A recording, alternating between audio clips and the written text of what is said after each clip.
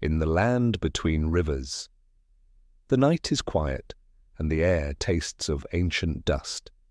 Beneath the slow-moving stars, the world you know dissolves into a vast and endless plain.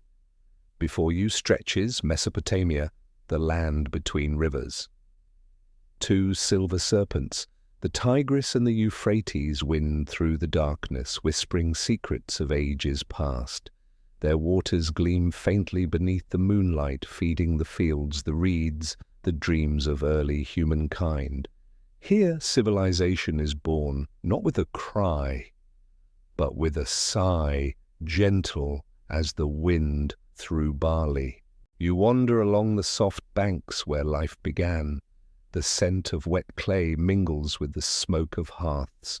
Distant voices murmur from villages built of mud brick, their walls glowing like amber beneath the dawn. In this land, gods walk close to the earth, and every field, every stream is sacred. You hear the people's prayers drifting upward, soft invocations to Enlil, god of the storm, to Ishtar, goddess of love and war, and to one name that hums with special reverence, Ashur. The god Ashur is more than a name. He is the spirit of the wind that moves across the northern plains, the fierce breath of the storm, the unblinking eye that watches from the mountains.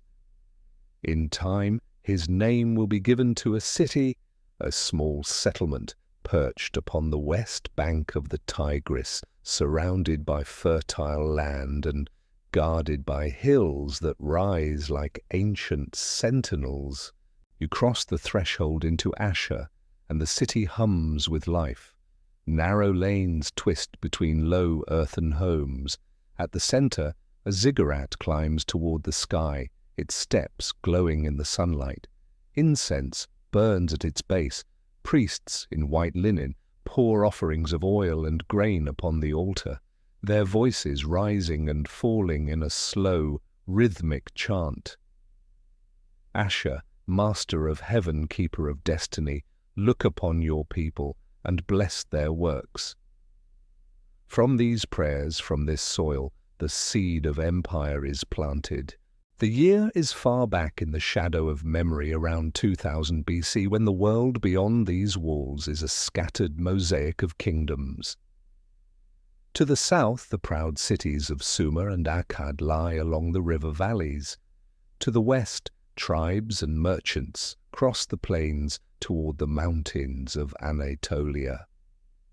And to the east, the Zagros ridges shimmer in the heat, marking the edge of the unknown. In this tapestry of power, Ashur is a small thread, but one woven from ambition and resilience. You watch as traders return from distant lands, leading caravans heavy with tin copper and lapis lazuli. They speak of cities far away, of Babylon's ziggurats, of the silver mines beyond the mountains, of kings who believe themselves divine. The merchants of Ashur listen, learn, and grow rich. They are not warriors yet, but their minds are sharp, their ambitions sharper. The wealth they gather becomes walls, towers, and the beginnings of something greater, a kingdom not only of trade, but of power. At night, under flickering lamplight, the elders gather in the temple courtyard. They speak of destiny. Ashur is more than our God, one says. He is the breath of our people. Wherever his name is spoken, there we must go. It is a quiet declaration, but within it stirs the pulse of empire. Seasons pass, generations rise and fade like the rippling of the Tigris. The people of Ashur build canals and fortresses, learning to master both river and blade. Their soldiers, once merchants and farmers, learn to march in ranks. They fight not for gold, but for divine purpose. Every battle is an offering to Ashur, every victory a sign of his favor. And so the small city begins to stretch its arms across the plains. Villages to the north pay tribute, traders to the south swear allegiance. The name Assyria begins to echo beyond its borders, a word carried on the wind like prophecy. You can almost hear it, the pounding of drums, the rhythm of sandals on stone. From these humble beginnings, the Assyrians forged the tools that will one day build one of history's greatest empires. Yet for now there is still peace in the air. The city sleeps beneath the stars, and the priests watch the heavens for omens. They read the patterns of the stars as one might read the fate of nations. A bright light rises in the east, a sign, they say, of conquest and divine favor. Beneath the constellations, the Tigris glitters like molten silver, carrying with it the reflections of torchlight and the first trembling dreams of domination. Somewhere in the hush before dawn, a king stands upon the temple's high terrace. His name is lost to time, but his gaze is the same that will burn in the eyes of countless rulers to come. He looks over the river, the plains, the far horizon. He imagines a kingdom bound not by trade, but by command, not by wealth, but by iron and fear. You can almost feel his breath mingle with the desert wind. Ashur wills it, he murmurs, the world shall know his name. And thus begins the slow unfurling of destiny. The city grows, stone replaces mud brick. Temples rise higher, their walls covered with carvings of winged bulls and stern gods. The people see themselves as chosen, the guardians of divine order, amid chaos. Their soldiers march beneath banners embroidered with the golden disk of Ashur. Their scribes carve cuneiform tablets that record tribute law and prophecy. The Assyrians do not yet know the scale of what they will build. They cannot yet imagine Nineveh's vast walls, or the thunder of chariots on distant fields, or the day when kings will kneel before them. But the pattern is already written in clay and shadow. As the first light of dawn spills over the plains, the river mist curls like incense through the streets. The people awaken to another day of work and worship. Above them the temple bells ring softly, and the god Ashur watches silent and eternal. You lie still beside the murmuring Tigris, listening to the faint hum of this beginning. The Assyrian Empire is still centuries away, but its heart is already beating deep beneath the earth, strong and certain as the pulse of time itself. The city of Ashur rises. The sun climbs slowly above the Tigris, spilling gold upon the plains. The mist drifts away, and before you stands the city of Ashur, glowing like a promise made to the gods. The air hums with the low chant of temple priests and the hammering of builders shaping bricks from clay. Dust swirls through the streets, catching the light, as if the whole city breathes in rhythm with the wind. This is not merely a settlement now, it is becoming a symbol. The Assyrians call their city the seat of Ashur, the divine storm god whose name the city bears. His temple crowns the highest point, its ziggurat climbing toward the heavens in wide, deliberate steps. At its summit, the priests light sacred fires, believing the smoke carries their prayers to the realm above. Each morning they offer incense oil and grain, whispering invocations to their god, great Ashur, Father of kings, Lord of victory. Guide our hearts, bless our walls, and strengthen the arms of our warriors. Below the temple, the city teems with life. Merchants from distant lands bring bolts of dyed wool, tin from the mountains, and copper from the deserts. Donkeys clatter through narrow alleys, their bells ringing softly. Potters turn their wheels beside open kilns, and weavers sing low songs to keep rhythm with their looms. From the southern plains, emissaries of Babylon arrive bearing gifts priests, fine oils, barley, and the wisdom of their scribes. But beneath these gestures of peace there is always a tension like the quiet before a storm. For Ashur's people are changing. They are learning to see themselves not as a humble tribe, but as chosen guardians of divine order. In their eyes, the world is divided between those who serve Ashur and those who defy him. The priests teach that conquest is not greed, it is obedience. To expand the city's reach is to spread the light of their God. To disobey his will is to invite ruin. You wander through the temple courtyard where clay tablets are laid out to dry in the sun. On them, scribes record the harvests, the markets, and the laws that bind the people. But among these writings are also omens, visions, interpreted from the stars, dreams sent by the gods. In one, a priest dreams of an eagle soaring above the mountains, a sign that the people of Ashur are destined to rule beyond their valley. The king listens. He is a man whose name time has nearly swallowed, but his ambition remains.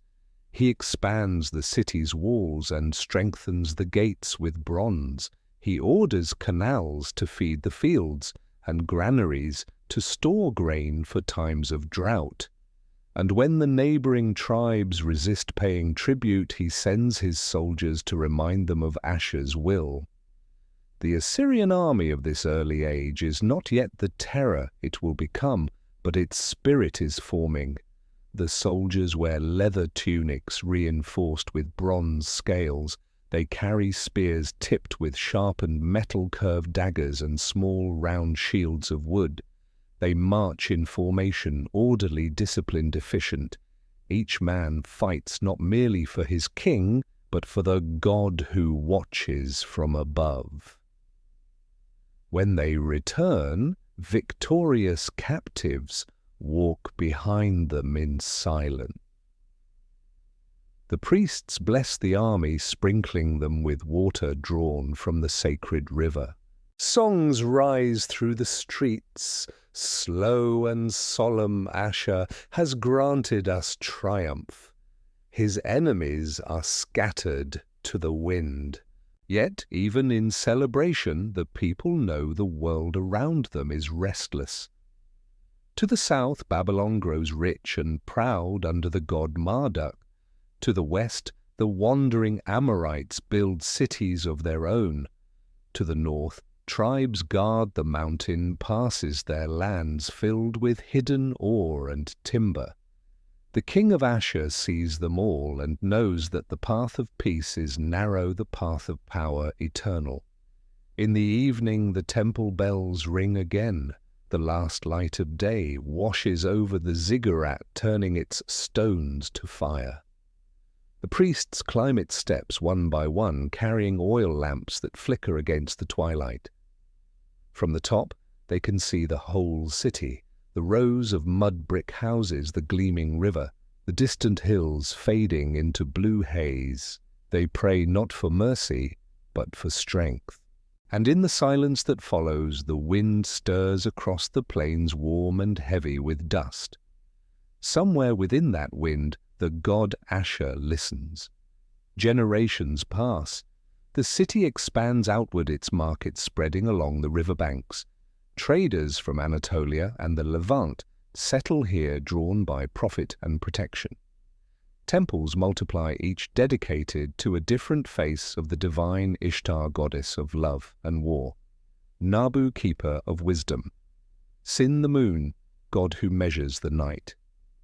But always above them all stands Ashur, the unseen king of heaven and earth. His image carved in stone shows him standing within a winged circle bow, drawn ready to strike. The symbol begins to appear on seals, tablets, and palace walls. It becomes more than an emblem, it is destiny carved into stone. In this world of gods and men, religion and rule are one. The king does not rule by inheritance alone, but by divine appointment. When he speaks as the mouth of Ashur. When he conquers, it is the god who rides beside him into battle. The priests whisper that as long as Ashur's favor endures, the city will never fall. But favor is fickle and power invites envy. Beyond the Tigris, the kings of Babylon and Mari watch the rise of Ashur with wary eyes. They send spies disguised as traders and emissaries carrying polite lies wrapped in gold. The Assyrians learn quickly. They mastered diplomacy as they mastered war, cold, precise, and patient. Night falls again upon the city. Torches glow along the walls, and the river shimmers beneath a crescent moon. You can hear the hum of distant voices, the clink of metal, the sigh of the wind through the reeds. Somewhere a child sleeps to the lullaby of his mother's whisper. Ashur watches over us. The sound fades into the stillness of the night. Above the stars burn bright and unblinking. Each one, the priests say, is a god's eye watching the deeds of men. In that endless sky, the fate of empires already glimmers faintly unseen, inevitable waiting. Ashur sleeps, but his dream grows restless. The city that bears his name will soon awaken as the heart of something vast, merciless, and magnificent. The wind turns colder as if carrying whispers of wars yet to come. Dawn of power. The dawn comes soft and amber over the plain. You stand again beside the river, where reeds bow in the wind and fishermen cast their nets into the shining current. But the peace you feel is an illusion. Beneath the hum of daily life, something vast is stirring, something that will reshape the world. For the city of Ashur no longer dreams only of survival. It dreams of dominion. The Assyrians have watched their southern neighbors for centuries. They have seen Sumer rise and fall, Akkad blaze and vanish, Babylon swell in pride. They have learned from them all their laws, their temples, their art of rule. From the east they have learned the craft of metal, from the west the art of trade, from the south the language of empire. And now, in their northern fortress, they prepare to weave these lessons into something entirely their own. You walk through the outer gates of the city. The walls rise high, thick, square towers of sun-baked brick. Soldiers stand upon them, their helmets gleaming like bronze suns. Below the city teems with merchants, scribes, and priests. Everywhere you look, there is purpose, precision, ambition. At the heart of Ashur, the temple bells toll. The priests ascend the ziggurat, their white robes billowing like sails. The people gather, their faces lifted toward the sky. Ashur commands. The high priest proclaims, his voice echoing through the courtyard. The lands beyond the river must know his might, and with those words the age of expansion begins. The first Assyrian kings' names, half lost to history, send small armies southward into the fertile valleys and restless city-states of Mesopotamia. They begin not with conquest but with diplomacy, cloaked in tribute. Gold flows into Ashur's treasuries, grain into her storehouses, yet with each tribute comes resentment, and with resentment comes rebellion. The Assyrians respond swiftly, decisively. Villages that defy them are burned, cities that resist are razed. In their wake, the Assyrians build monuments and carve on them the images of kneeling kings. To the Assyrians, conquest is not cruelty, it is order. The gods themselves have ordained it. The scribes of Ashur begin keeping careful records, lists of conquered towns, inventories of captives, tributes of gold and cattle. On clay tablets, They inscribe the deeds of kings, the prayers of generals, the decrees of priests.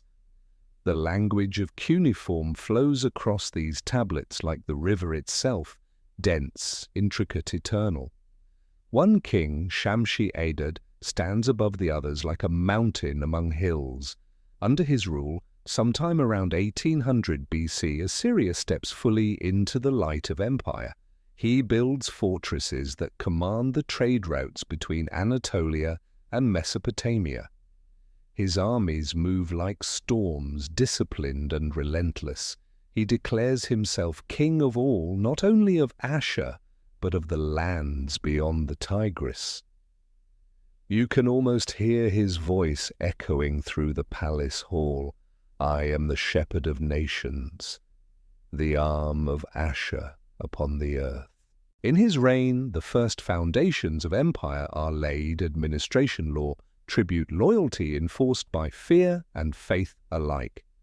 He builds cities and names them for his god. He constructs temples, raises statues, and demands obedience from the horizons themselves. But power is a fragile thing. When Shamshi-Adad dies, his sons quarrel. The empire he built cracks and crumbles its borders, shrinking like a tide withdrawing from the shore. Neighboring kings move in. The city of Ashur bends but does not break. For even as the early empire falters, the spirit of conquest endures. The idea of Assyria has taken root, too deep to be erased. You walk through the ruins of one of Shamshi-Adad's old fortresses. The stones are warm beneath your hands. You can still see faint carvings on the walls, lines of soldiers' banners held high chariots in motion. The wind sighs through the empty halls, carrying the dust of centuries. Yet if you listen closely, you can still hear the echo of command, march, conquer, build, endure.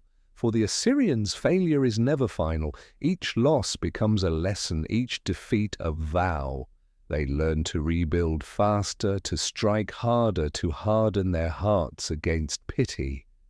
When enemies strike, they return with twice the force. When their cities fall, they rise again from the ashes, stronger and more resolute. By the middle of the second millennium BC, the Assyrians once more stand tall. They are traders again, but also warriors. They send caravans through the mountain passes, escorted by soldiers clad in leather and bronze. They trade with the Hittites of Anatolia, absorbing their metallurgy and strategy. They battle the Arameans and Hurrians tribes of the western deserts. Every encounter shapes them, sharpening their discipline, feeding their hunger for dominance. Meanwhile, the religion of Ashur deepens. He is no longer merely a city god. He becomes the divine embodiment of empire.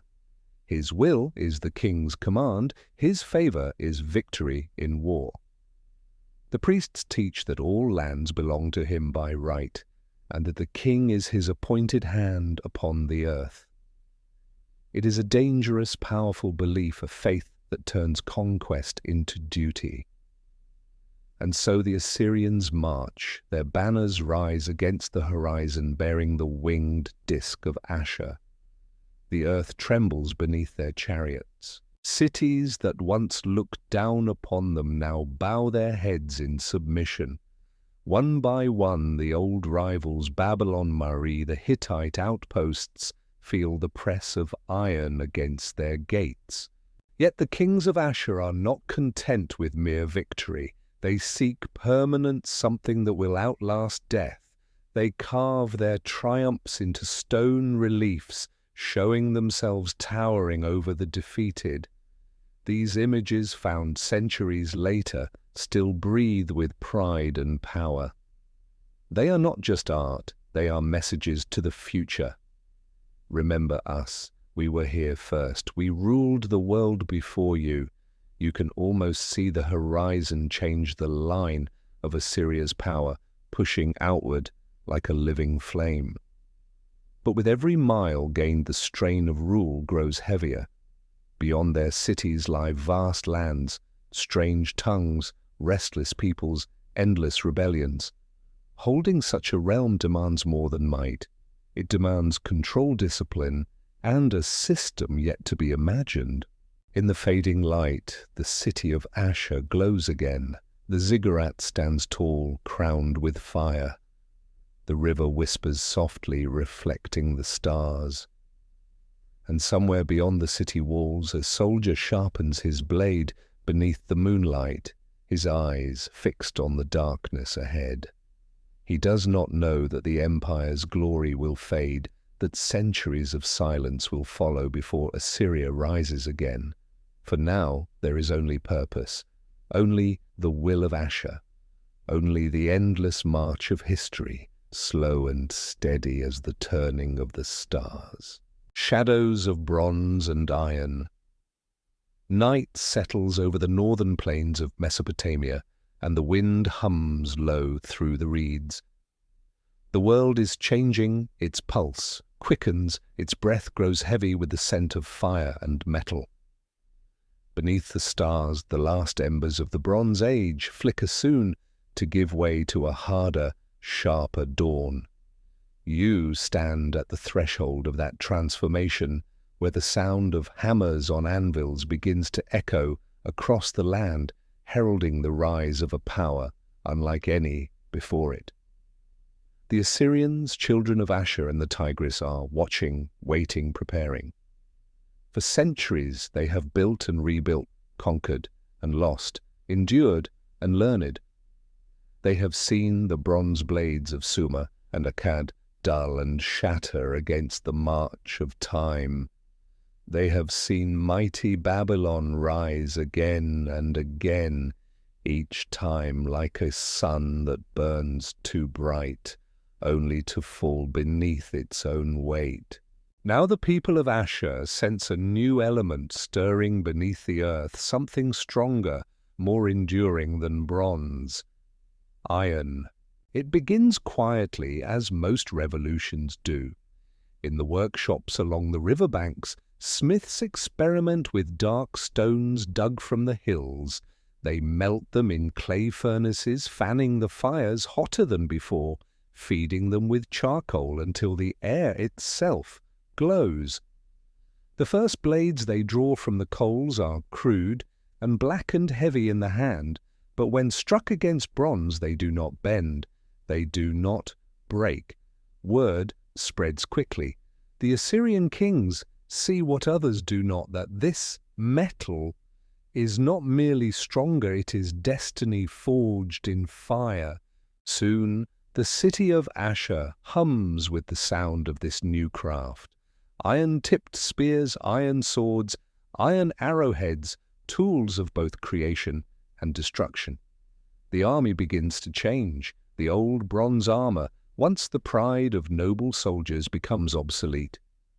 In its place, the Assyrians fashion helmets and scale armor of dark, gleaming plates. Their chariots are reinforced with iron rims. Their axes bite deeper, their weapons last longer. And with iron comes a new kind of confidence, a conviction that their god Ashur has granted them dominion over the world of men. You walk through the temple of Ashur as the priests prepare the morning rites. Incense curls toward the vaulted ceiling, thick and fragrant. They sing of transformation, of the god's eternal will. As fire refines the metal, the high priest chants, so Ashur refines his people. The faithful bow their heads, believing every spark that leaps from the forge is a sign of divine favor. For the Assyrians, this discovery is not only a technological shift, it is a revelation. They see in iron the reflection of their own nature, unyielding, enduring, eternal. And as the Iron Age dawns, Assyria sharpens its ambition as it sharpens its blades. The kings of this new era rise from warrior bloodlines, men of iron will, to match their weapons. They no longer content themselves with the modest kingdoms of the past. Their eyes turn outward to the trade routes of Anatolia, to the cities of the Levant, to the restless plains of the East. Everywhere beyond their borders they see weakness waiting to be conquered, and so the armies march. By day the Assyrian soldiers move in columns beneath banners stitched with the winged disk of Ashur. By night their campfires burn across the plains like constellations fallen to earth. They are organized, disciplined, relentless. Each unit knows its place, the archers in tight ranks, their bows of laminated wood drawn with deadly precision, the spearmen in phalanx, shields overlapping like scales, the chariots rolling behind drawn by horses bred for speed and power. But the true heart of the Assyrian army is not its chariots or its swords, it is its mind. The Assyrians understand something few others yet grasp, that war is not chaos but craft. Each campaign is planned with mathematical precision. Roads, built rivers, crossed supply lines maintained. When they lay siege to a city, it is not passion that drives them, but process. Their engineers construct siege ramps of stone and earth, pushing them against the enemy's walls. Battering rams covered in wet hides to resist fire slam again and again into gates until they splinter. Archers rain death from behind towers of wood, and miners dig tunnels beneath the walls, setting fires to collapse them from below. The city falls not to fury but to calculation. To the Assyrians this is holy work. Each conquest is an act of worship, each victory an offering to Ashur. You can almost hear the cries that echo through the valleys, the wail of the conquered, the chants of the victors.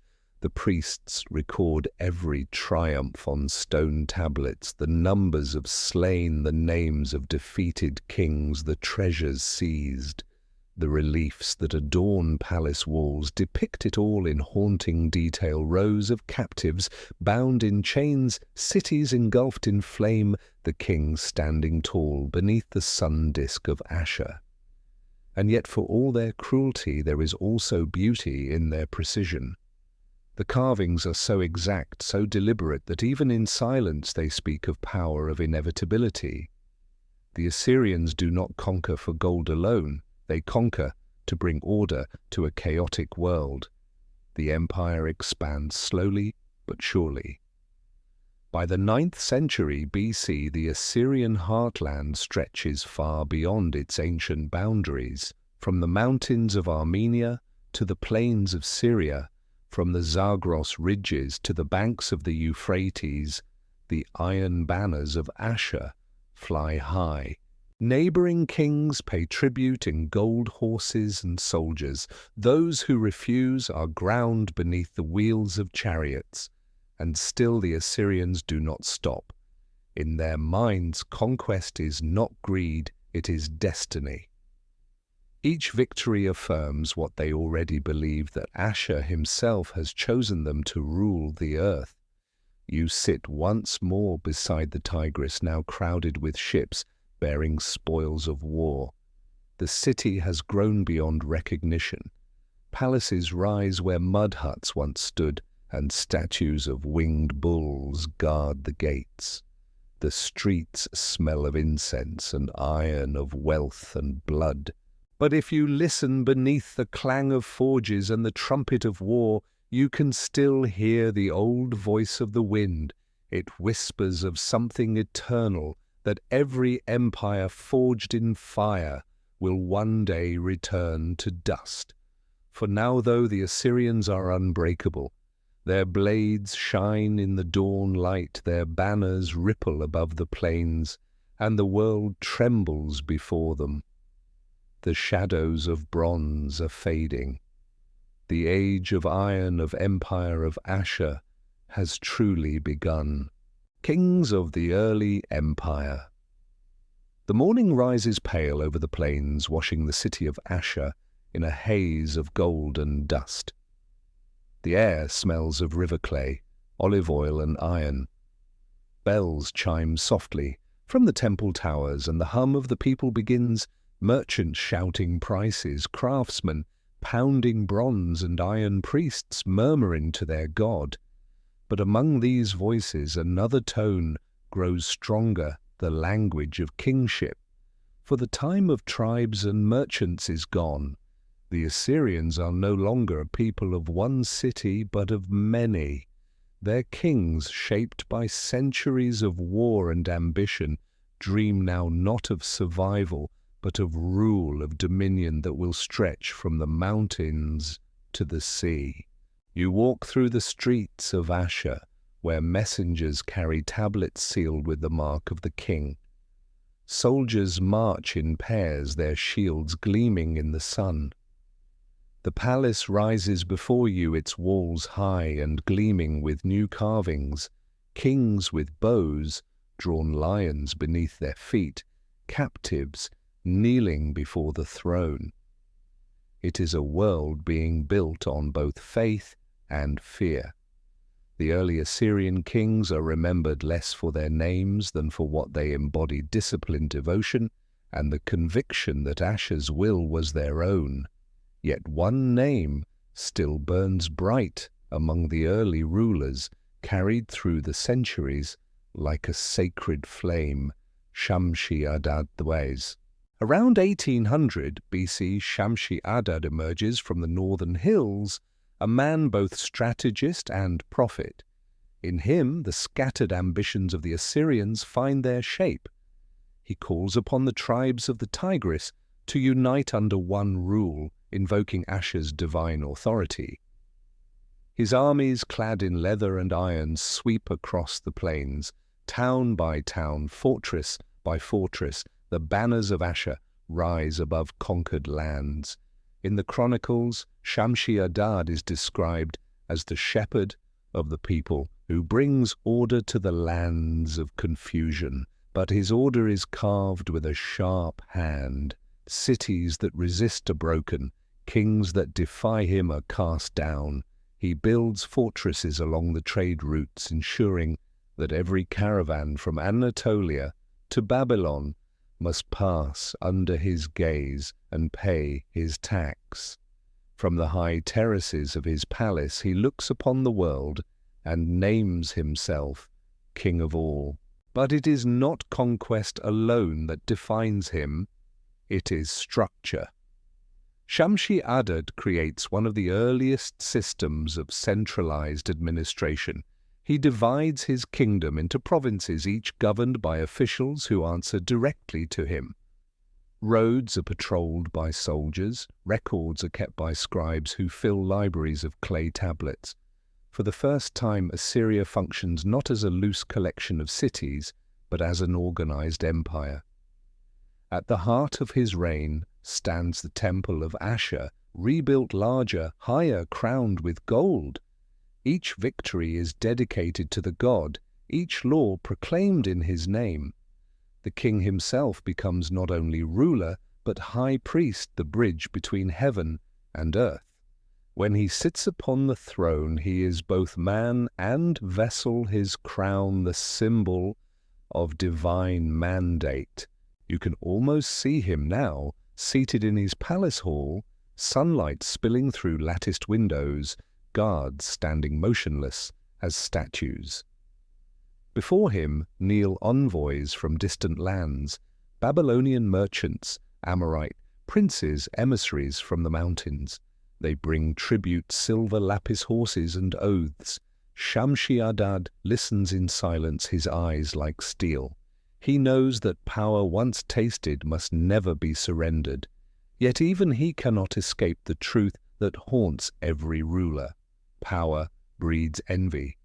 When Shamshi-Adad dies, his sons quarrel over succession, and the unity he forged begins to crumble.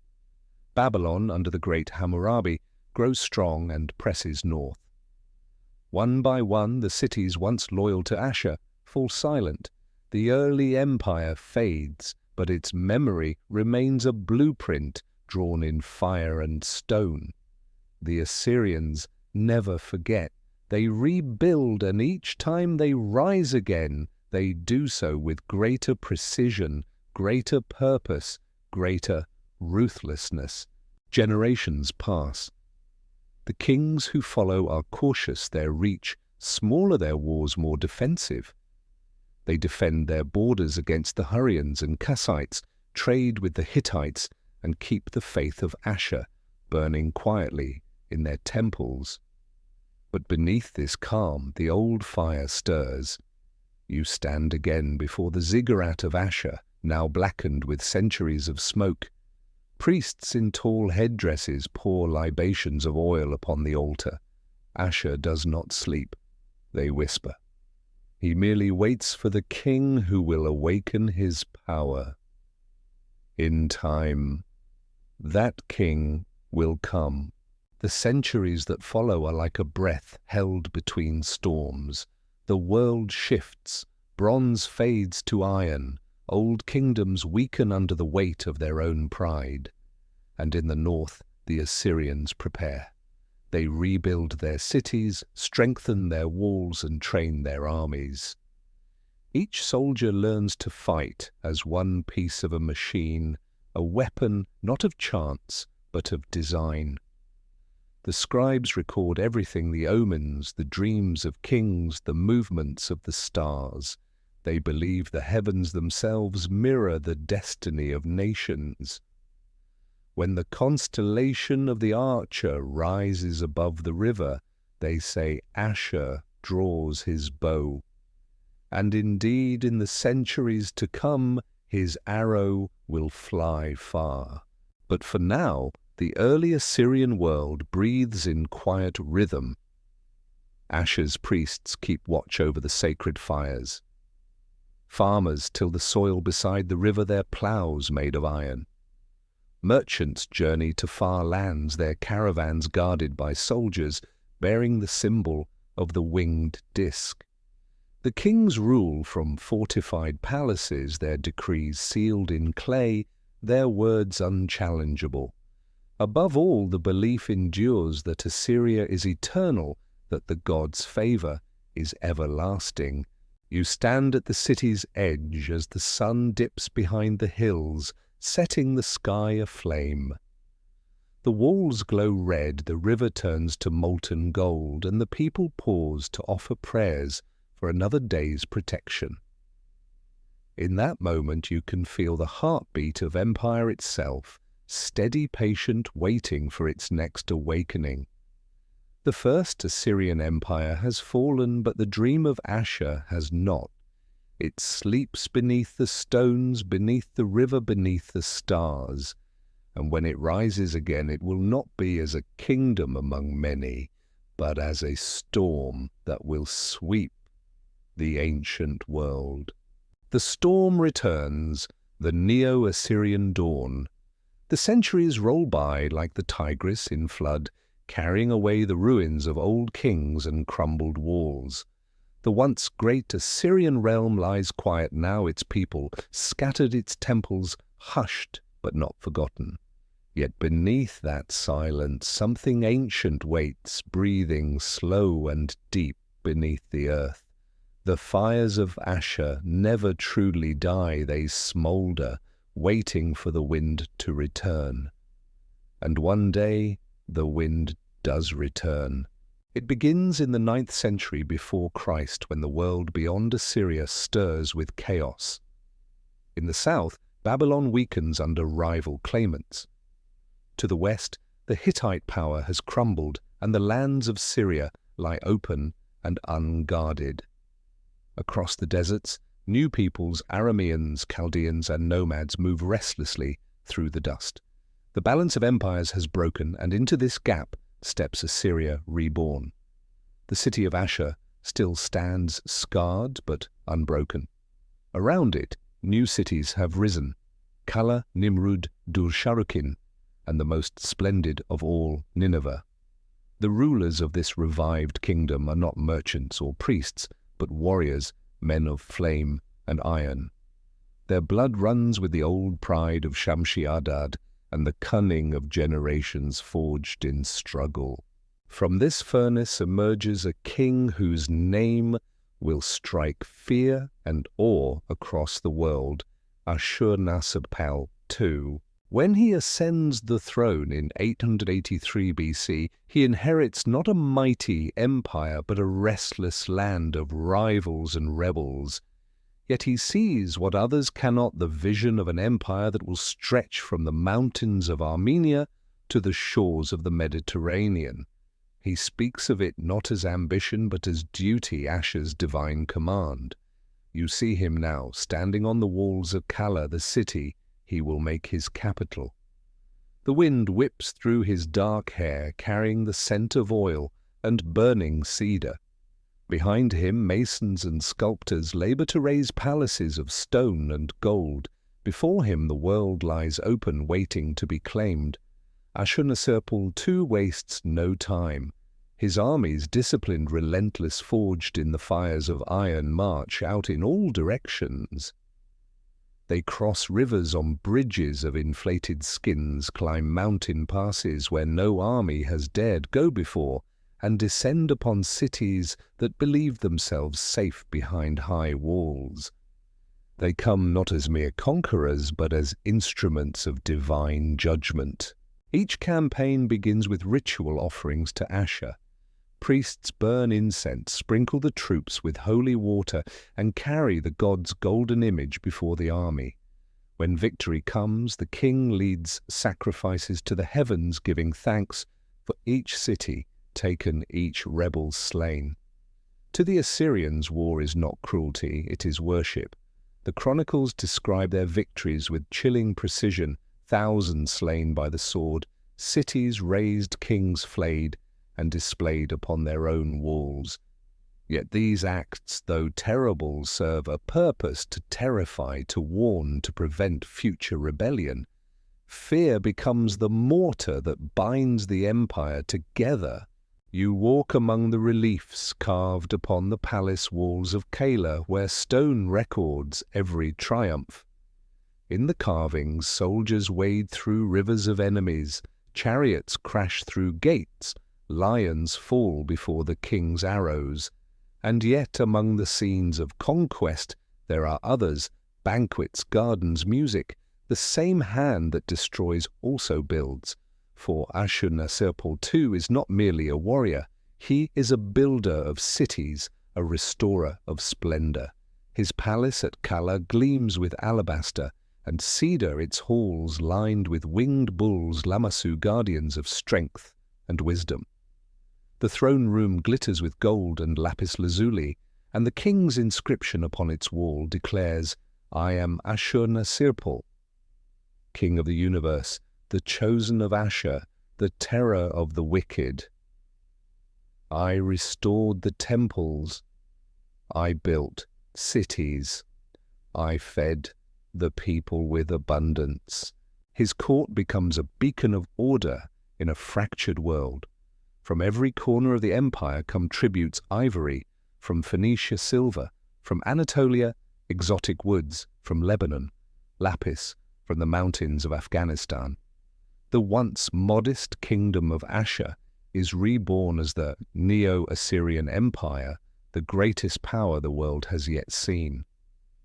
Under Ashurbanipal's rule, a new system of governance takes shape. Conquered lands are no longer left to their own kings, but are divided into provinces ruled by governors appointed directly by the crown. Each province sends taxes, soldiers, and tribute to the capital. In return, they receive protection and the ever-present gaze of Assyria's authority. The empire becomes a living machine, its gears turning in perfect rhythm. Roads stretch from city to city. Messengers on swift horses carry royal decrees. Fortresses rise along the borders, and spies move quietly through the marketplaces of distant lands. And still the army grows stronger. The Assyrians refine their siege warfare to an art massive. Towers roll toward enemy walls filled with archers who rain arrows upon defenders. Engineers build battering rams covered in hides soaked with water to resist fire. Sappers tunnel beneath the walls, setting fires to bring them crashing down. No city can stand against them for long. By the end of his reign, Ashurbanipal has carved an empire that stretches from the Zagros Mountains to the Mediterranean Sea. The kings of neighboring lands send tribute not out of friendship but out of fear. They know that the Assyrian king's wrath is as certain as the sunrise, yet amid the terror there is also beauty. At Keilah, he plants gardens filled with cypress and myrrh, watered by canals drawn from the Tigris. Foreign musicians play in his courts. Artisans carve scenes of war and peace alike. He holds great feasts that last for days. At one, it is said, more than 60,000 guests are fed. The empire he rules is not only strong, it is alive. You stand once more upon the walls of his capital as dusk settles over the river. The banners flutter in the evening breeze. From the temple of Ashur, the priests light fires that reflect upon the water like falling stars. And beneath the glow you can feel the pulse of something vast, an empire that believes itself eternal. Yet deep in the darkness beyond the walls, the world watches. To the south, Babylon dreams of revenge. To the east, the Medes whisper in their mountain fortresses. To the west, the restless kingdoms of the Levant wait for the first sign of weakness. But for now, Assyria stands supreme. The storm reborn, the iron will of Ashur made flesh. The empire breathes vast and bright and terrible, and the world holds its breath before it. Tiglath-Pileser III, the reformer king. The empire breathes like a living creature. Its veins are roads, its heartbeat the steady march of armies, its voice the thunder of chariots rolling across stone. But even the strongest body must be guided by a sharp mind, and the Neo-Assyrian Empire, though mighty under Ashurbanipal and his heirs, begins to strain under the weight of its own power. Too vast, too complex, too many conquered peoples whispering rebellion in the shadows. The fires of expansion that once brought glory now flicker with exhaustion. The world beyond the Tigris waits for weakness, and weakness, as always, will summon a king. And from the east he comes, Tiglath-Pileser III, a name that will reshape the very idea of empire. When he ascends the throne in 745 BC, Assyria stands at a crossroads. Its provinces murmur discontent, its borders tremble with revolt, and the once mighty bureaucracy groans beneath corruption and pride. But in the eyes of Tiglath-Pileser burns the calm light of precision. Where others see decay, he sees opportunity. He begins not with conquest, but with order. From his palace in Keilah, the king calls forth his scribes, generals, and governors. The clay tablets of administration are rewritten. The old alliances with local rulers, those fragile arrangements of tribute and loyalty, are dissolved. In their place, Tiglath-Pileser builds something new, a direct imperial system. Every conquered territory becomes a province of Assyria itself, ruled not by a native king but by a loyal governor appointed from the center. Each governor swears an oath directly to the king, sealed by the name of Ashur. Disobedience is not rebellion against a man, it is blasphemy against the divine. To ensure loyalty, Tiglath-Pileser surrounds himself not with ambitious nobles, but with eunuchs, men who cannot form dynasties of their own. They live and die in the service of the throne, immune to temptation of bloodline or inheritance. Through them, the king's will flows clean and unbroken from palace to border, from governor to soldier. You can almost see the empire transforming before your eyes, its borders no longer lines drawn in sand, but carved in iron. Roads stretch outward like the limbs of a great beast, connecting cities, fortresses, and outposts. Messengers race from one end of the realm to another in days rather than weeks. Taxes are collected with ruthless precision. Gold and grain flow toward the heart of the empire, feeding its hunger for soldiers and stone. But Tiglath-Pileser's genius does not end with administration. He reforms the Assyrian army, turning it from a seasonal force of conscripted farmers into a permanent professional machine. Gone are the days when soldiers return to their fields after campaign season. Now the army is the state itself. Divided into ranks of archers, spearmen, charioteers, and newest of all, cavalry, it becomes the most efficient military force the ancient world has ever seen. The introduction of cavalry transforms Assyrian warfare.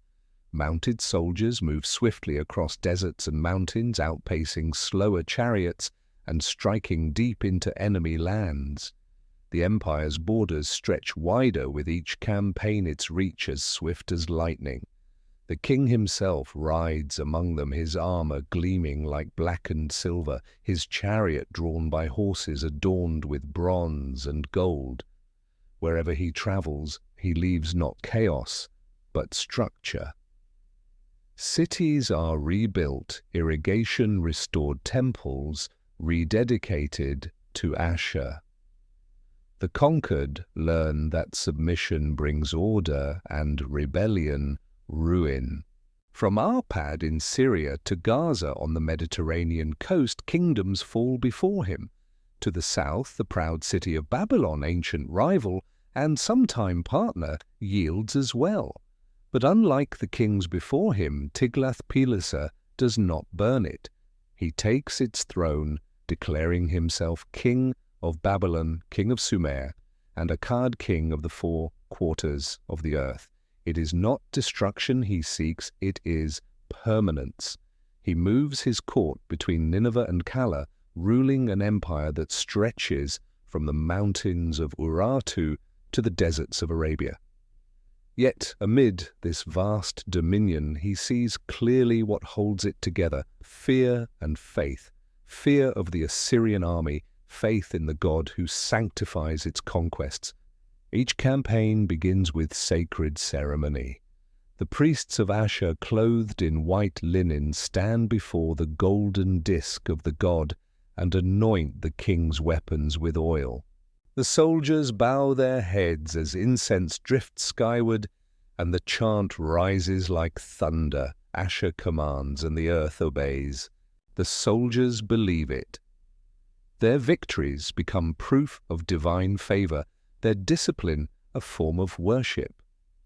You walk now through the streets of Nineveh, where Tiglath-Pileser's engineers are building something new, broad avenues lined with palaces and gardens. Water channels feed pools where fish swim beneath stone lions.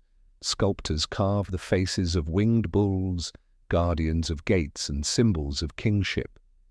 The scent of cedar fills the air, brought from forests hundreds of miles away. Inside the palace, the king receives tribute from the 4 corners of the known world: horses from the Medes, ivory from the Phoenicians, gold from Arabia, rare woods from the Levant. Scribes kneel at his feet, pressing tablets into wet clay, recording his triumphs for eternity. Yet for all his might, Tiglath-Pileser is not content with mere conquest. He understands that empires do not endure through strength alone, but through structure. He ensures his provinces are connected, his governors accountable, his armies supplied. Where others build monuments, he builds systems. In time, these systems will outlive him, carried forward by the kings who follow. But as every conqueror learns, the empire's heart beats loudest before it begins to strain. Already whispers stir among the conquered. The Arameans dream of freedom. Babylon remembers its pride. Egypt eyes the northern frontier. The greater the light, the longer the shadow it casts. One evening, as the king walks the terrace of his palace, the sun sinks low behind the Tigris. The world glows in bronze and crimson. The river flows like molten gold, reflecting the symbols of Ashur, fluttering above the towers. The king lifts his gaze to the horizon and speaks softly to the wind. So long as the God wills it, there shall be no end to Assyria.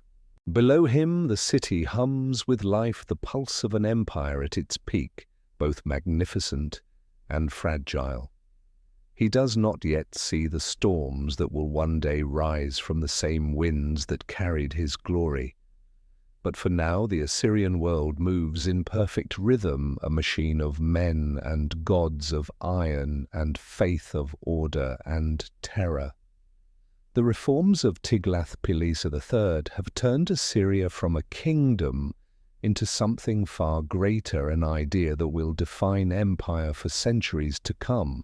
The march of iron and fire. The earth trembles beneath the march of iron. From the highlands of Anatolia to the deserts of Arabia, the sound of the Assyrian army rolls like distant thunder, steady, unstoppable, eternal. You can almost feel the vibration through the soil, the rhythm of countless feet moving in perfect unison, the beat of war drums echoing across the wind. The banners of Ashur ripple above them, their golden discs gleaming in the sunlight like burning suns. This is the age of conquest, the height of Assyria's power. The reforms of Tiglath-Pileser III have turned the empire into a vast machine of discipline and destruction.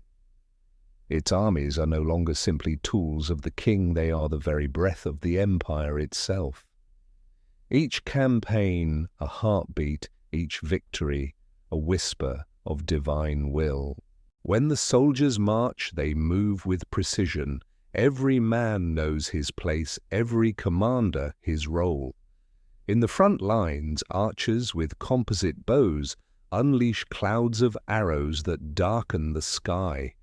Behind them, spearmen and shield-bearers advance in tight formation, their bronze-tipped weapons gleaming. To their flanks thunder the chariots drawn by horses clad in scale armor, the wheels reinforced with iron. And then rising from the dust, the new masters of the field, the cavalry. Mounted Assyrian warriors sweep forward like a tide, swift and lethal, striking from angles unseen. No army in the world can stand against them. The kings who followed Tiglath-Pileser, Shalmaneser V, and Sargon II carry his legacy like a torch. Each ruler extends the empire farther, forging Assyria into a single will made flesh.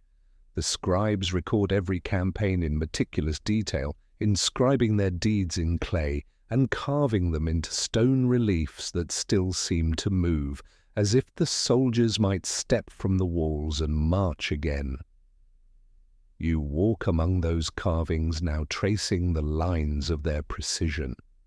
You see siege engines rolling forward, battering rams crashing against tall gates, soldiers scaling walls beneath a storm of arrows.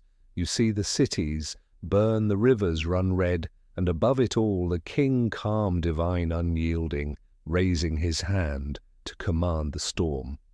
To the Assyrians, warfare is not chaos, it is ritual. Each step, each strike is sanctified. The campaign begins with ceremony priests purify the soldiers with water drawn from the sacred river, offering sacrifices to Ashur, Ishtar, and Shamash. Before battle, the king prays at the temple gates, lifting his sword to the heavens. When victory comes, he kneels again to thank the gods. Conquest is devotion, destruction a form of worship. Yet for all its sanctity, the Assyrian way of war is ruthlessly efficient. They are masters of siegecraft, inventors of terror. Against fortified cities, their engineers construct earthen ramps high enough for towers to reach the walls. Their battering rams, sheathed in wet hides, crush gates and towers alike. Archers fire from behind movable shields, while sappers dig beneath the walls, collapsing them with fire and smoke. When the city falls, its defenders are shown no mercy. The Assyrians record such acts with pride, believing fear to be the surest weapon of all. Captives are chained and led away, kings are impaled, rebels flayed, and displayed upon the ruins of their cities. It is brutality with purpose, horror with precision. The empire thrives on fear because fear breeds obedience. But not all their legacy is blood and fire. In the wake of conquest, the Assyrians rebuild what they destroy. Roads are cleared, canals repaired, temples rededicated. Captives, skilled artisans, scribes, builders, are resettled throughout the empire, carrying their talents with them. In this way, the Assyrians spread not only terror, but civilization itself. Their empire becomes a vast network of trade culture and knowledge tied together by the iron grip of order. You see the caravans winding across the plains laden with tribute ivory, cedar, wine, and gold.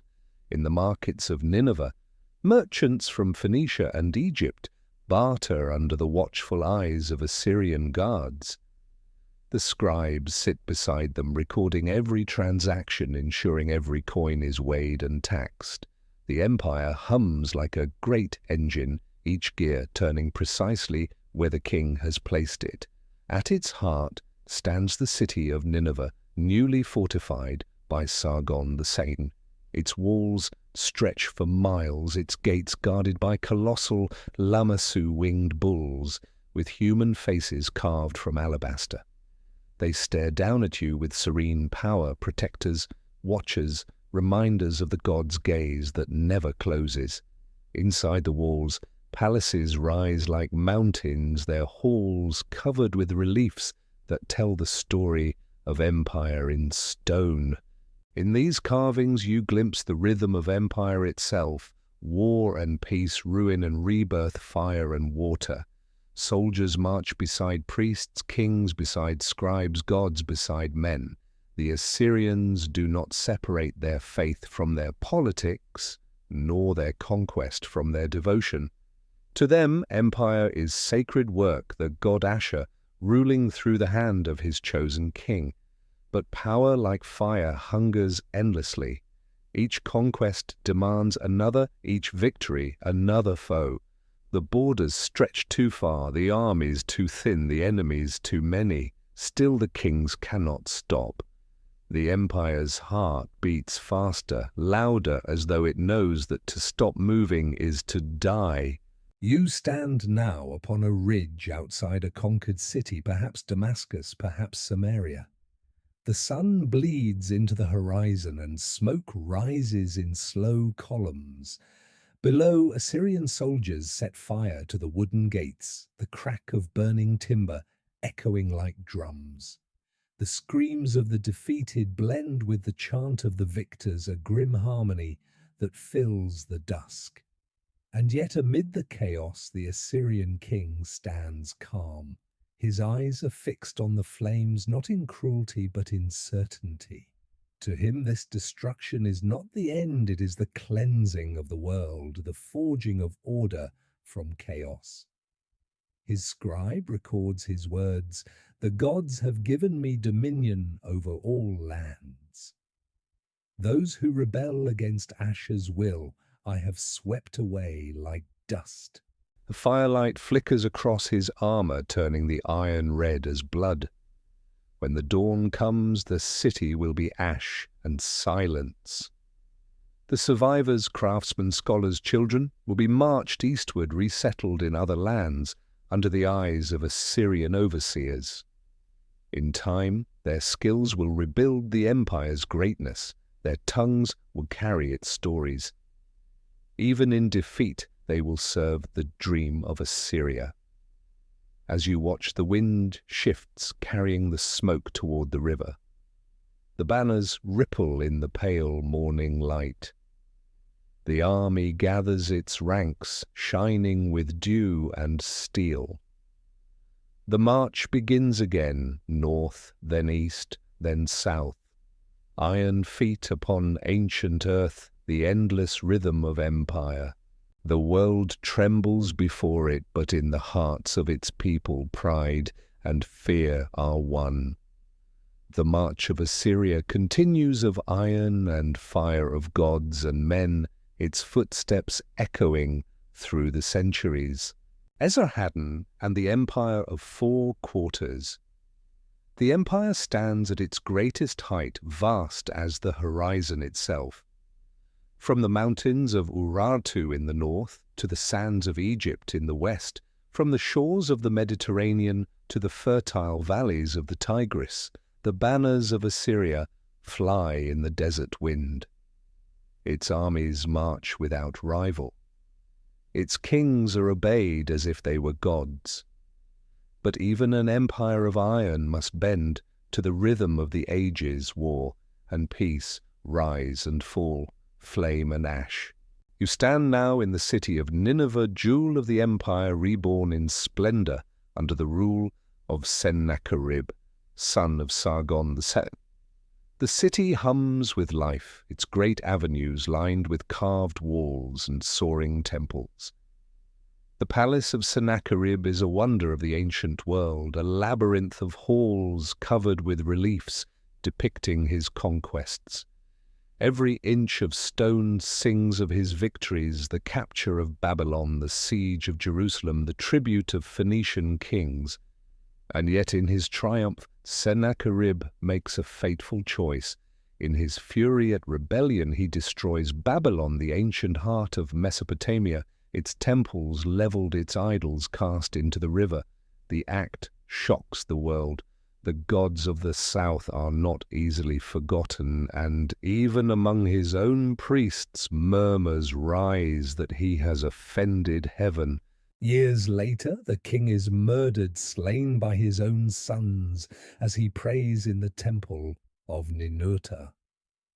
The priests whisper that it is divine retribution, the hand of the gods, balancing the scales. In the chaos that follows, one son emerges from exile in the mountains, a man of quiet cunning and deep conviction. His name is Esarhaddon, and under him Assyria will reach the farthest limits of its destiny. When Esarhaddon ascends the throne in 681 BC, the empire is wounded. Babylon lies in ruins, its people broken and resentful.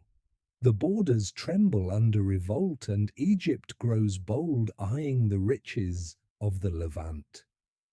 Yet Esarhaddon rules not with rage, but with patience. He rebuilds what others destroyed.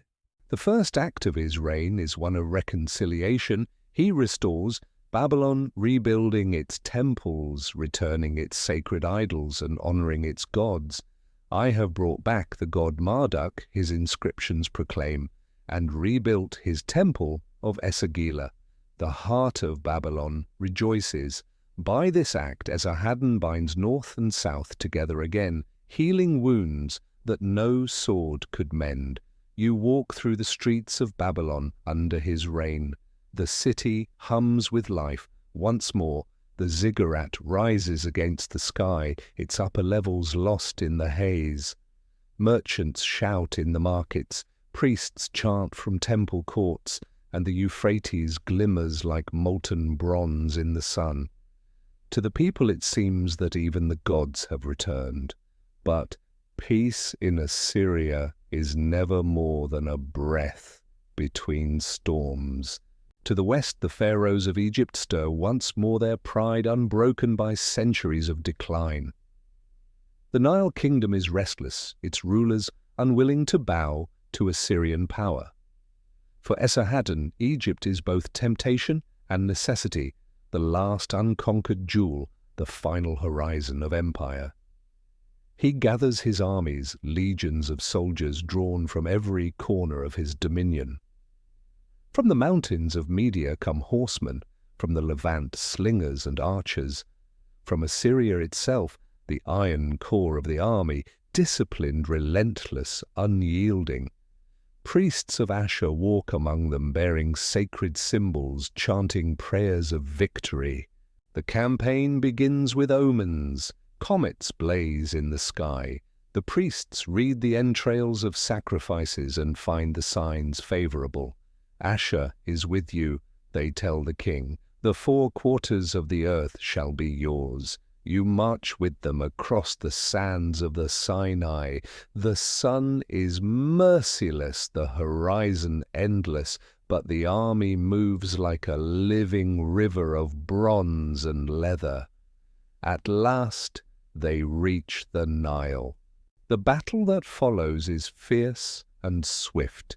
The Egyptian chariots charge their wheels, kicking up dust, their archers loosing clouds of arrows. But the Assyrians press forward their spears, locked, their cavalry sweeping around the flanks. The sky fills with the roar of war, the clash of iron, and the cries of men. When the dust clears, the banners of Ashur rise over the field. The pharaoh flees south. Egypt, ancient and proud, lies open before the conquerors. In 671 BC, Esarhaddon enters Memphis, the heart of Egypt. He does not destroy it. Instead, he offers sacrifice to the gods of the Nile, acknowledging their power under Ashur's dominion. He places Assyrian governors over the land, exacts tribute, and declares himself king of Egypt, king of Cush, king of the 4 quarters of the world. For the first time, the empire stretches from the mountains of Persia to the mouth of the Nile, a realm so vast it seems to mirror the heavens themselves. You stand upon the walls of Nineveh as word of the victory returns. Bells ring from the temples, processions fill the streets, priests scatter petals of saffron and chant hymns of praise to Ashur and Ishtar. The empire is at its zenith, and the world bows beneath its weight. Esarhaddon rules not only with strength, but with foresight. He rebuilds cities, strengthens fortresses, and commissions new temples across the empire. His decrees are preserved on stone tablets, his words echoing with calm authority. I am the king who restored the lands. I gathered the scattered peoples. I rebuilt the cities and made them dwell in peace. He also plans for succession, naming his sons as heirs, Ashurbanipal to rule Assyria and Shamash-shum-ukin to govern Babylon. It is a delicate balance, 2 brothers, 2 crowns, 2 hearts bound by one empire. He prays that harmony will endure beyond his lifetime. Yet fate, ever patient, waits in the shadows. As Esarhaddon grows old, omens darken the sky. The priests read the stars and find them troubled. During the campaign to the west, the king falls ill. His body, worn by years of command and vision, weakens. On the long road home, beneath the endless desert sky, Esarhaddon dies. The army halts, the soldiers kneel in the sand. The priests cover their heads with dust. From the Nile to the Tigris, the people mourn the passing of a king who had held together the world's mightiest realm with both sword and mercy. In the silence that follows, the empire waits. The torch passes to his sons, and the legacy of centuries burns on. But already the flame flickers. For empires like stars shine brightest before they fall. Ashurbanipal, the scholar king. The wind changes over Nineveh. The smell of cedar and oil still fills the air. But beneath it there is something new. A hush, a reverence, a pause before the next great breath of empire. The old king Esarhaddon has passed into legend, and his sons rise in his shadow. The empire that stretches from the mountains of Persia to the Nile still gleams with power, its borders vast and trembling. Yet the man who ascends the throne of Assyria now will not only command armies, he will command knowledge. His name is Ashurbanipal, son of Esarhaddon, the last great king of Assyria, and one of the most extraordinary rulers the ancient world has ever known. Where his forefathers carved their glory in blood and fire, Ashurbanipal will carve his in words and wisdom. He grows up in the palaces of Nineveh, surrounded not only by soldiers and priests, but by scribesmen who can read and write the cuneiform of Sumer, and Akkad, who know the languages of Babylon, Elam, and Egypt. Unlike any king before him, Ashurbanipal learns their arts. He studies astronomy, mathematics, medicine, and law. He reads the ancient epics of Gilgamesh, the hymns to Ishtar, the omens of the stars. By the time he is crowned in 669 BC, he is not merely a king of men, he is a king of knowledge. In his inscriptions he writes proudly, "I, Ashurbanipal, learned the wisdom of the scribes. I have read the tablets from before the flood. I know the secrets of writing the counsel of the gods and the wisdom of men. But do not mistake learning for softness. The scholar king is still a son of Assyria. His mind is sharp, but his will is iron. He commands armies that march as far as Egypt and Elam, crushing rebellion with the same precision as his ancestors. Beneath his reign the empire burns bright, perhaps too bright, for the shadows that gather beyond. You walk with him through the palace of Nineveh now at its grandest. The walls gleam with alabaster, the ceilings glow with gold. Reliefs line every hall, their carvings depicting hunts, battles, and triumphs. In one the king drives his chariot after a lion, his bow drawn taut. In another, captives kneel before him, their faces chiseled in exquisite agony. And yet beyond these walls of power lies something even greater, the library of Ashurbanipal. Here, knowledge itself becomes an empire. In long, cool chambers lit by flickering oil lamps, thousands upon thousands of clay tablets rest in neat rows. Scribes move among them like priests in a temple, whispering as they read the ancient words. There are hymns to the gods, royal decrees, medical treatises, dictionaries, mathematical tables, and prophecies written in the stars. There are the myths of creation, the Enuma Elish, and the great flood story of Atrahasis. There are records of eclipses, of rainfall, of dreams interpreted in the courts of kings. Each tablet is carefully catalogued and marked with the royal seal. Together they form the greatest collection of knowledge the world has ever seen.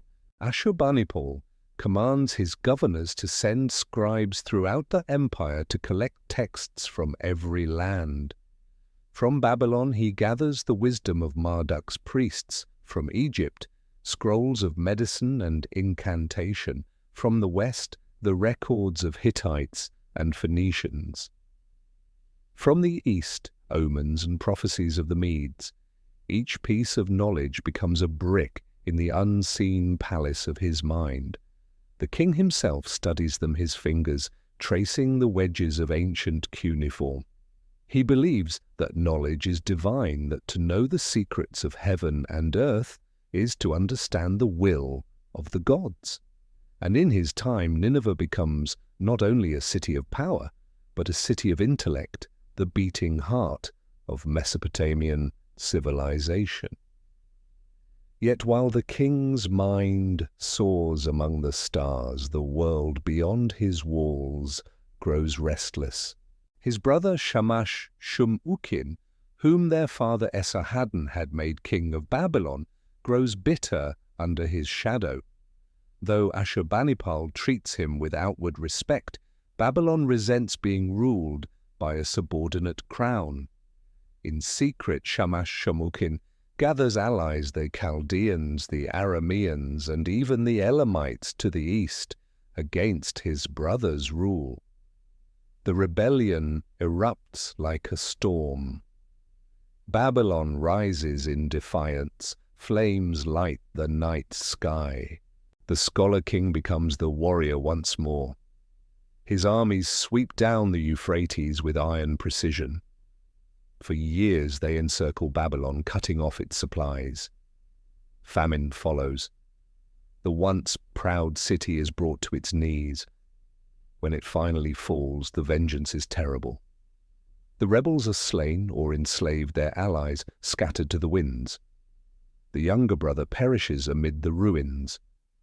Ashurbanipal rebuilds Babylon, but something in him changes. The scars of betrayal deepen his resolve. His victories grow more ruthless, his justice colder. When the kingdom of Elam in modern Iran dares to defy him, he marches east and destroys it utterly. Its capital, Susa, burned, its idols and treasures carried away to Nineveh. The reliefs of his triumph show rivers choked with corpses, cities swallowed by flame.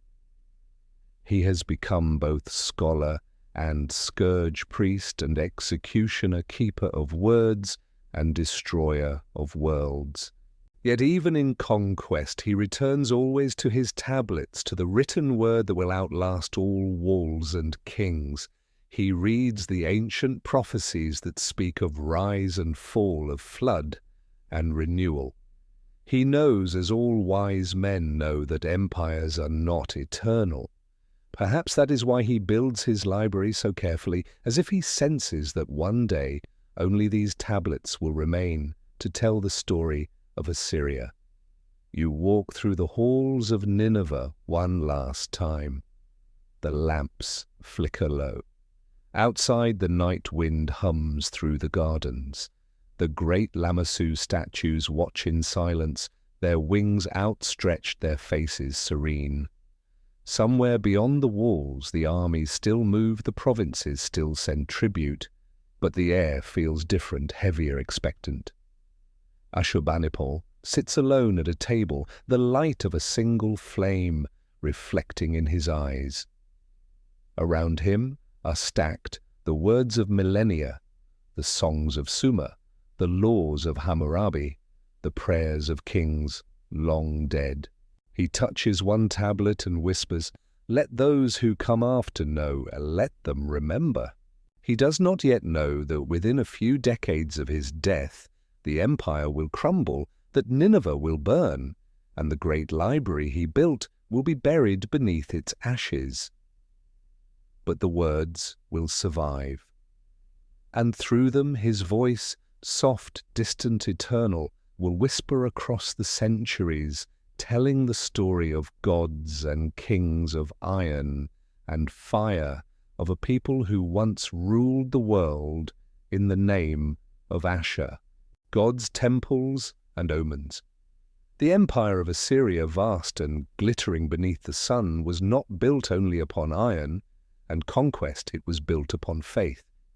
Beneath every act of war, every law inscribed, every palace raised, there flowed a current of divine purpose. To the Assyrians, their empire was not a creation of men, but of gods, each city, each battle, each life, a note in a cosmic symphony conducted by the divine hand of Ashur. You stand once again within the holy city of Ashur, where the empire's soul was first kindled centuries ago. The temple rises above the riverbank, its ziggurat of brick and stone, crowned by a golden spire that catches the morning light. The air smells of incense and cedar resin. Bells ring softly, calling the priests to their duties. Within these sacred walls, men and women move in silence, their heads bowed beneath the unseen gaze of heaven. At the heart of the temple stands the statue of Ashur, the supreme god, the embodiment of the empire itself. He is not a passive deity nor a distant one. He is a god of storm and war, the wind that sweeps across the plains, the will that shapes kings and empires. His symbol, the winged sun disk, shines above every palace gate and battle standard, reminding all that the power of Assyria is but an extension of his divine strength. The king rules in Ashur's name, his throne both earthly and celestial. When the monarch ascends, he does so through sacred ritual. The priests pour holy oil upon his head, chant hymns, and place in his hand the rod and ring of justice, symbols of divine law. You are the shepherd of Ashur's people, they declare. Rule as he would rule, speak as he would speak. It is not flattery, it is duty. The Assyrian king is the god's chosen vessel, his earthly reflection. Victory in war is proof of favor, defeat a sign of divine displeasure. Every campaign begins with prayer, every treaty sealed by sacrifice. The temples of the land are not separate from government, they are its beating heart. You walk through the temple's inner chambers. The walls are covered with carvings of gods and spirits. Ishtar, fierce goddess of war and love, her eyes burning with the light of Venus. Shamash, god of the sun who sees all and judges all. Nabu, keeper of wisdom, whose stylus writes the fate of men upon tablets of destiny. Each god plays a role in the empire's life. Ishtar blesses the soldiers, making their swords sharp and their courage unyielding. Shamash illuminates the path of justice for the king's decrees. Nabu guides the scribes who record the empire's glory.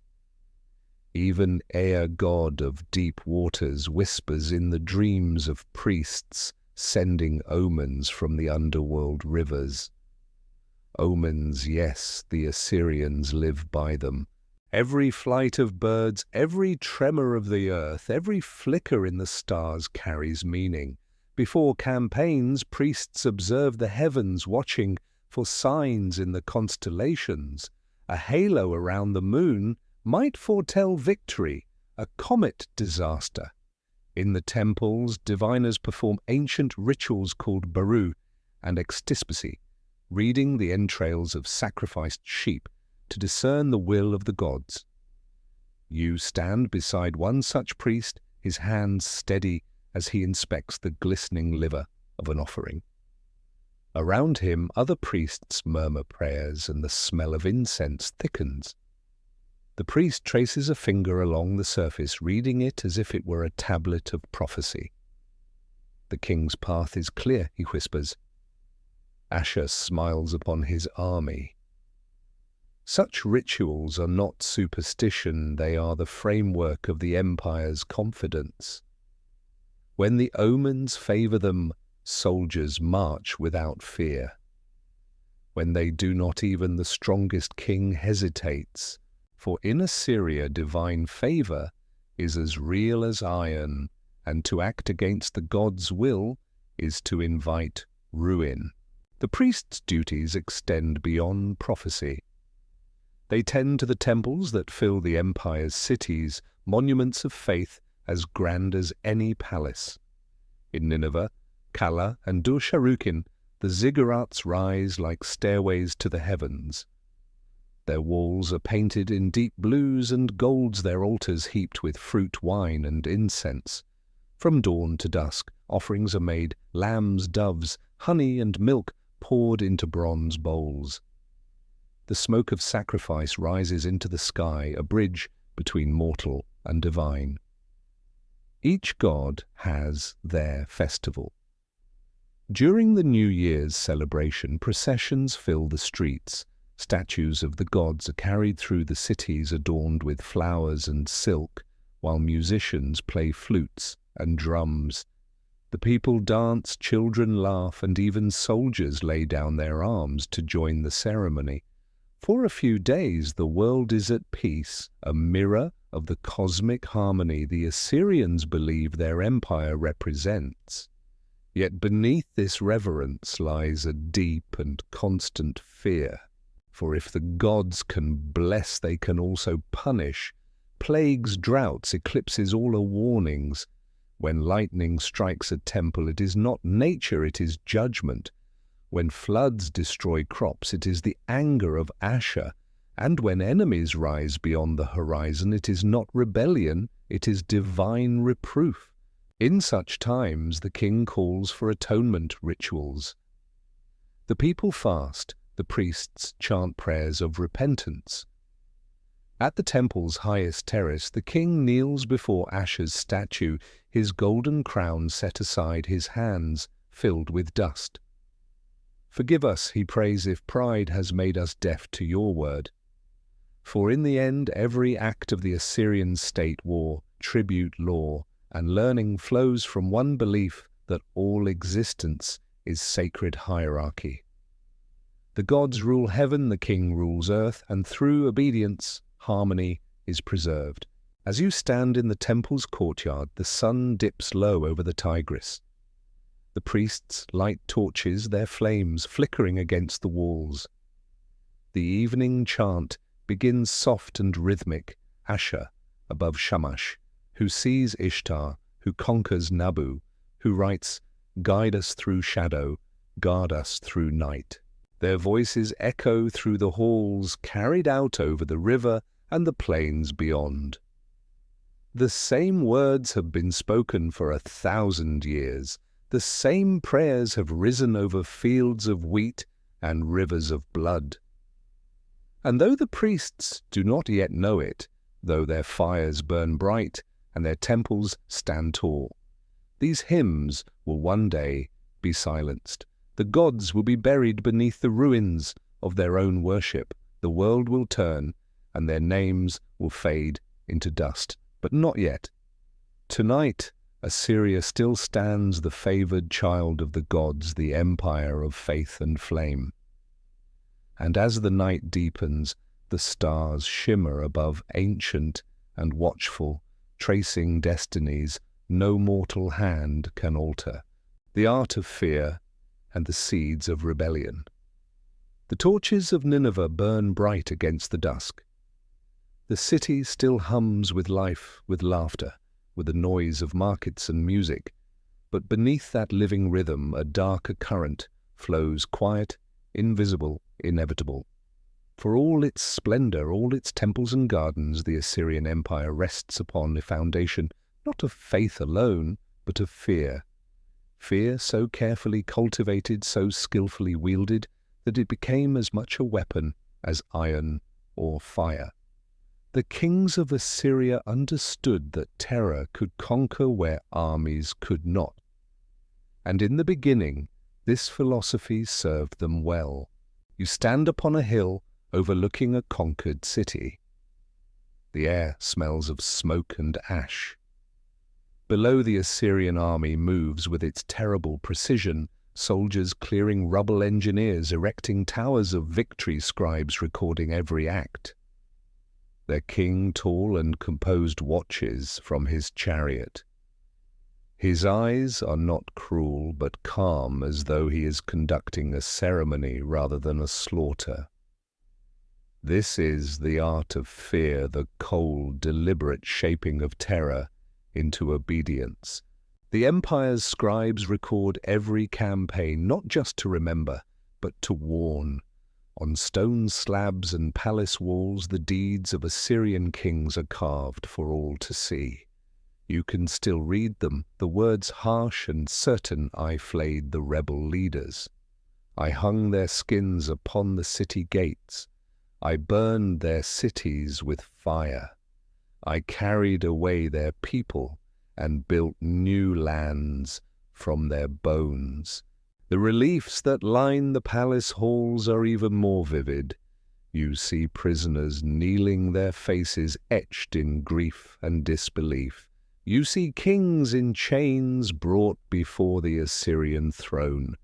You see soldiers marching through streets of fire, their banners gleaming in the smoke. It is not cruelty for cruelty's sake, it is a message. The kings of Assyria believe that through fear they can achieve order, that by crushing rebellion utterly, they will ensure peace for generations. And for a time, they are right. The subject peoples, the Phoenicians, the Arameans, the Chaldeans, send tribute faithfully. Their caravans bring gold, ivory, spices, and slaves. Their craftsmen build the palaces of Nineveh. Their sons fill the ranks of the Assyrian army. Cities conquered one year stand silent the next, their loyalty bought with memories of destruction. Yet fear, like a blade, dulls with overuse. The empire grows so vast that even its own victories begin to fracture its strength. With each new conquest, the number of resentful nations grows. The Assyrian machine demands endless tribute, endless labor, endless obedience, and in time, the burden becomes unbearable. In distant provinces, whispers spread like wildfire through dry grass. They whisper of vengeance of gods who have turned their faces away from Assyria. In Babylon, still uneasy under Assyrian rule, priests murmur that Marduk will rise again. In the mountains of Media, tribes speak of a coming storm from the east. And in the ruined plains of Elam, survivors of Ashurbanipal's wrath swear oaths beneath the stars. Even within Assyria's own heartland, the cost of empire weighs heavily. The wars have drained men and wealth. The constant resettlement of peoples, an Assyrian tactic meant to prevent rebellion, creates cities of mixed tongues and divided hearts. Soldiers from a dozen nations march under the same banners but share no bond beyond obedience and fear. You walk through Nineveh's crowded streets. The markets overflow with goods from every corner of the world: Egyptian linen, Phoenician glass, Arabian incense. The people appear content, but in their eyes, merchants, slaves, scribes, you see exhaustion. The weight of order presses on all alike. Even the priests, their chants growing hoarse with repetition, begin to wonder if the gods truly approve of such endless conquest. The empire's edges begin to fray. In the west, Egypt slips from Assyrian control, retreating to its ancient borders. In the south, Babylon stirs, once more restless and resentful. In the east, the Medes, fierce tribes of the Iranian plateau, grow strong under a new generation of warlords. And through it all, the Assyrian kings grow increasingly desperate to prove their divine favor. When omens turn dark, when eclipses blacken the sun, or floods drown the crops, the priests perform desperate rituals of atonement. They place a substitute king upon the throne, a man chosen to bear the gods' anger. For a few days, this false king is treated with honor, dressed in royal robes, feasting in splendor. Then at the appointed hour, he is quietly executed, and the real king resumes his crown, cleansed of divine wrath. You can almost hear the unease that creeps through the palace halls.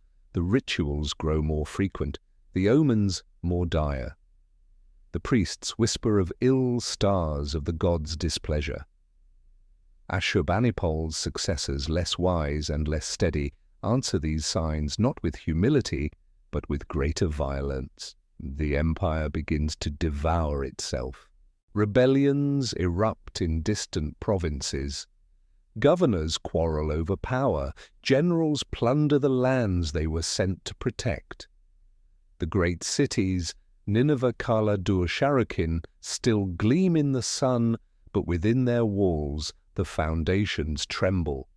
You stand at the gates of Nineveh one evening as the sun sets blood-red behind the river. Traders hurry home, glancing nervously at the darkening horizon. A storm is coming, one that no army can repel, no ritual can delay. The seeds of rebellion have already taken root. In Babylon, long the heart of Mesopotamia, a new power begins to rise, the Neo-Babylonians led by Nabopolassar, a king who dreams of revenge for centuries of Assyrian domination. To the north and east, the Medes, led by Cyaxares, forge alliances among the mountain tribes. They are fierce, disciplined, and patient. And both Babylonian and Mede alike share a single purpose: to bring down the empire that once ruled the world through fear. The year is 614 BC when the first blows fall. The Median armies sweep down from the mountains, capturing the old Assyrian city of Ashur. The news sends tremors through the empire. The priests wail in the temples, the people panic in the streets. The gods, it seems, have turned away. The Assyrian kings still believe they can endure. They gather what armies remain, calling upon the memory of Ashur's strength, the discipline of ages past. But the enemies they face now do not fear them. They have known too much of terror already. And so the wheel turns. From the high terraces of Nineveh, one can almost feel the change in the air, the heaviness before the storm, the silence before the fall. The empire that once ruled through fear will soon learn its final lesson, that fear, when sown too deeply, will one day grow wild and return to its master. The art of fear and the seeds of rebellion. The torches of Nineveh burn bright against the dusk. The city still hums with life, with laughter, with the noise of markets and music. But beneath that living rhythm a darker current flows, quiet, invisible, inevitable. For all its splendor, all its temples and gardens, the Assyrian Empire rests upon a foundation not of faith alone, but of fear. Fear so carefully cultivated, so skillfully wielded, that it became as much a weapon as iron or fire. The kings of Assyria understood that terror could conquer where armies could not. And in the beginning this philosophy served them well. You stand upon a hill overlooking a conquered city. The air smells of smoke and ash. Below, the Assyrian army moves with its terrible precision.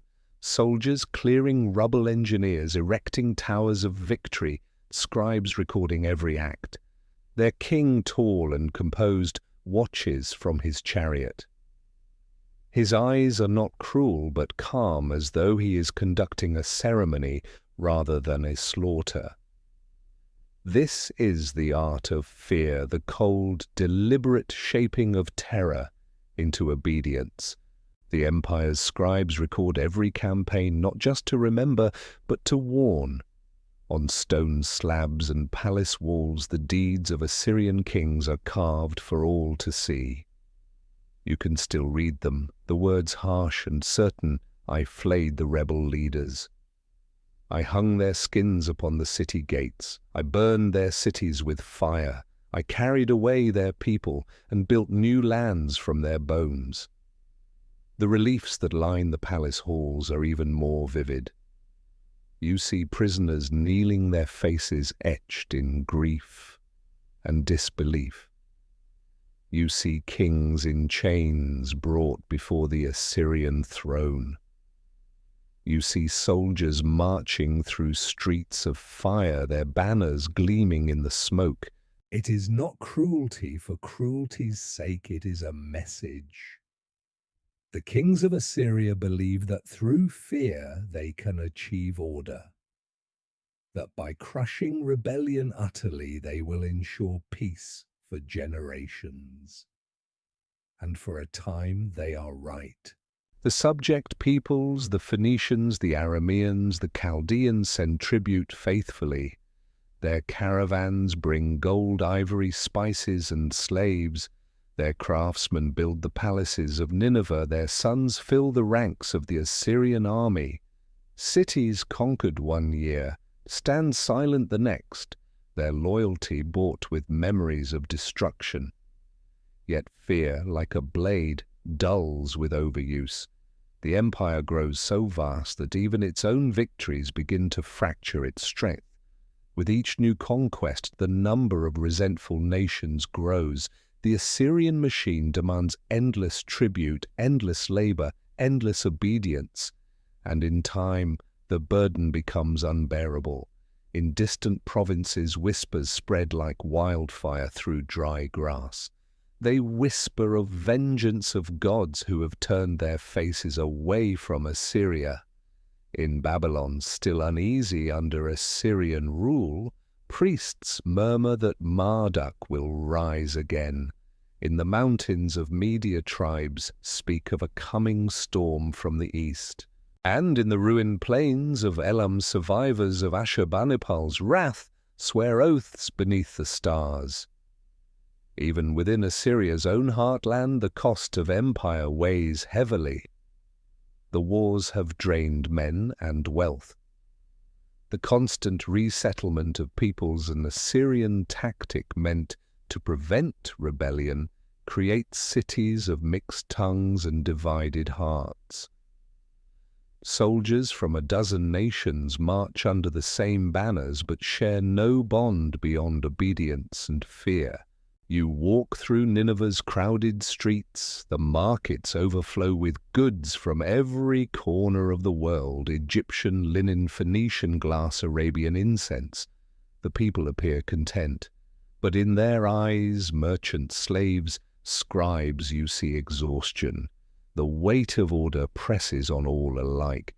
Even the priests, their chants growing hoarse with repetition, begin to wonder if the gods truly approve of such endless conquest. The empire's edges begin to fray. In the west, Egypt slips from Assyrian control, retreating to its ancient borders. In the south, Babylon stirs, once more restless and resentful. In the east, the Medes, fierce tribes of the Iranian plateau, grow strong under a new generation of warlords. And through it all, the Assyrian kings grow increasingly desperate to prove their divine favor. When omens turn dark, when eclipses blacken the sun, or floods drown the crops, the priests perform desperate rituals of atonement. They place a substitute king upon the throne, a man chosen to bear the god's anger. For a few days, this false king is treated with honor, dressed in royal robes, feasting in splendor. Then, at the appointed hour, he is quietly executed, and the real king resumes his crown, cleansed of divine wrath. You can almost hear the unease that creeps through the palace halls. The rituals grow more frequent, the omens more dire. The priests whisper of ill stars, of the gods' displeasure. Ashurbanipal's successors, less wise and less steady, answer these signs not with humility but with greater violence. The empire begins to devour itself. Rebellions erupt in distant provinces, governors quarrel over power, generals plunder the lands they were sent to protect. The great cities, Nineveh, Calah-Dur, Sharrukin, still gleam in the sun, but within their walls the foundations tremble. You stand at the gates of Nineveh one evening as the sun sets blood-red behind the river. Traders hurry home, glancing nervously at the darkening horizon. A storm is coming, one that no army can repel, no ritual can delay. The seeds of rebellion have already taken root. In Babylon, along the heart of Mesopotamia, a new power begins to rise, the Neo-Babylonians, led by Nabopolassar, a king who dreams of revenge for centuries of Assyrian domination. To the north and east, the Medes, led by Cyaxares, forge alliances among the mountain tribes. They are fierce, disciplined, and patient. And both Babylonian and Mede alike share a single purpose: to bring down the empire that once ruled the world through fear. The year is 616 BC when the first blows fall. The Median armies sweep down from the mountains, capturing the old Assyrian city of Ashur. The news sends tremors through the empire. The priests wail in the temples, the people panic in the streets. The gods, it seems, have turned away. The Assyrian kings still believe they can endure. They gather what armies remain, calling upon the memory of Ashur's strength, the discipline of ages past. But the enemies they face now do not fear them. They have known too much of terror already. And so the wheel turns. From the high terraces of Nineveh one can almost feel the change in the air, the heaviness before the storm, the silence before the fall. The empire that once ruled through fear will soon learn its final lesson, that fear, when sown too deeply, will one day grow wild and return to its master. Echoes of Ashur. The rain has ceased. A pale light spills over the plain where once stood Nineveh, the city of kings. The air is cool, heavy with the scent of wet earth and ashes.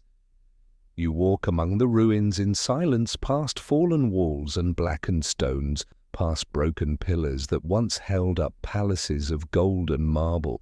The empire is gone. The sound of chariots, the cry of trumpets, the chants of priests, everything that once roared with power has vanished into quiet.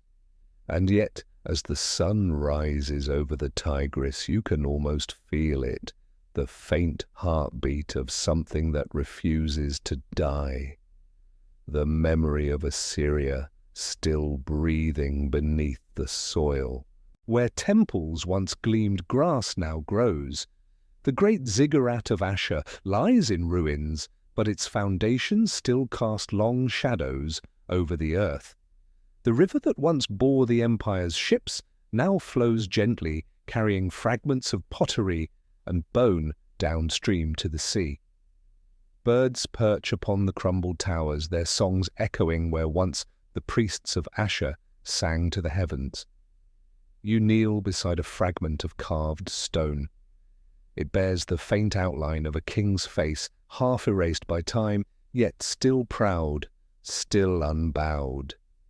Beneath it, cuneiform lines whisper a prayer, in a language no living tongue now speaks. Ashur, everlasting, may your word endure when our strength is dust. And somehow it has. Centuries will pass. The Babylonians who destroyed Nineveh will themselves fall to the Medes and Persians. The Persians will give way to Alexander and his Greeks, the Greeks to Rome, Rome to the sands of time. Each empire will rise upon the bones of the last, each calling itself eternal. But beneath them all, buried deep in the heart of Mesopotamia, the memory of Assyria will sleep, patient, waiting. For empires may fall, but memory is its own kind of immortality. The Assyrians themselves vanish into the weave of history, their descendants scattered across the lands they once ruled.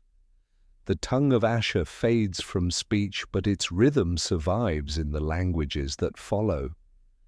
The stories they carved in stone, the epics, the prayers, the triumphs remain preserved beneath layers of clay and time.